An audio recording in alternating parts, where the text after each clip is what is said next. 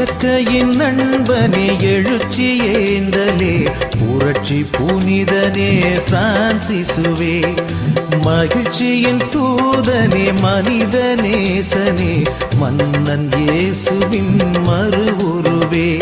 புனித பிரான்சிஸ் அசிசியார் அமைத்த இயற்கை குடிலின் 800வது ஆண்டினை நினைவு கூறும் இந்நாளில் துறைக்குடியிருப்பு புனித ரோசரி இல்ல கன்னியர்கள் அமைத்த குடிலினை கண்டுகளிக்க வாரீர்.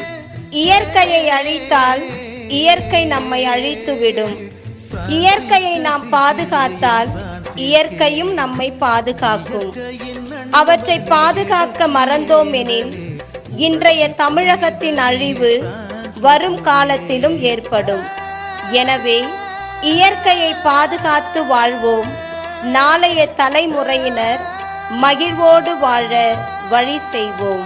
இயற்கையின் நண்பனே எழுச்சி ஏந்தலே புரட்சி புனிதனே பிரான்சிசுவே மகிழ்ச்சியின் தூதனே மனிதநேசனே மன்னன் இயேசுவின் மறு உருவே. வாழிய வாழிய எம் புனிதா வையகம் செழிக்க வாழவா திரு அவையின் அமைப்பை உன் தவத்த மாற்றிய பிரான்சிஸ் பிரான்சிஸ்க சிசியே என் பிரான்சிஸ்கே பிரான்சிஸ்க சிசியே